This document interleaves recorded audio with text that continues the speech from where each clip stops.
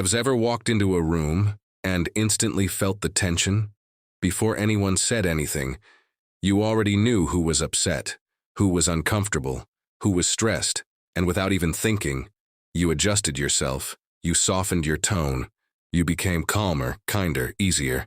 Because when someone around you is unhappy, you feel it in your body, almost like it's your job to fix it. If someone is angry, you feel guilty. If someone is sad, you feel obligated. If someone is disappointed, you feel responsible. Even when you logically know it's not your fault, it still feels like it is. This isn't just being too nice. There's a reason you learned this. Where it started. Children are not born responsible for adult emotions. They learn it.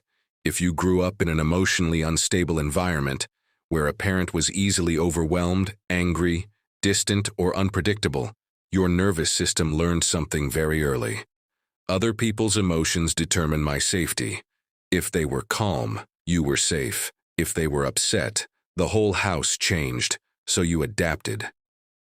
Hyper-awareness as survival. You became hyper-aware. You learned to read. Facial expressions, tone shifts, energy changes, not because you were mature, because you were surviving. Psychology calls this emotional parentification. It happens when a child takes on emotional responsibility. That was never theirs to carry.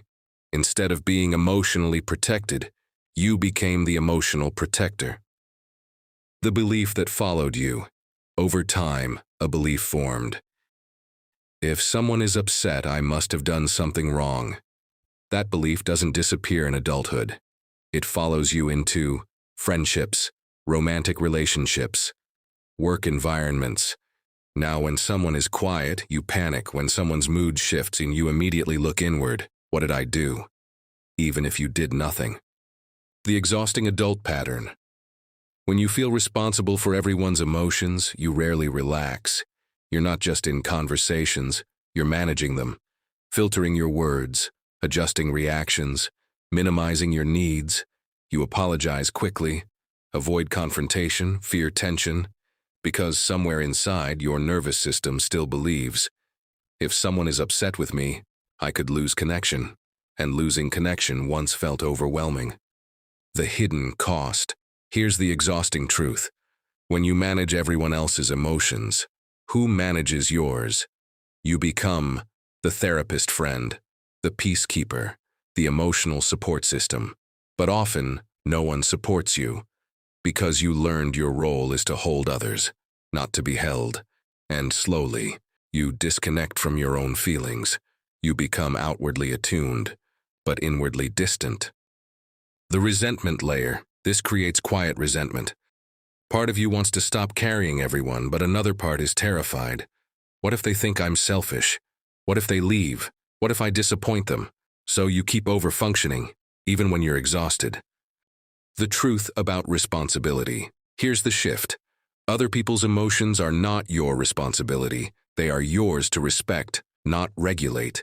You are not responsible for someone else's bad day, someone else's insecurities, someone else's anger, someone else's disappointment. You are responsible for your behavior, not their feelings about it. That distinction is freedom. Reclaiming emotional space. You weren't born this way, you adapted. At some point, being emotionally intelligent protected you, but what protected you then may now be exhausting you. You deserve relationships where you can relax, where you don't have to manage the emotional atmosphere, where you can have a bad day without feeling guilty.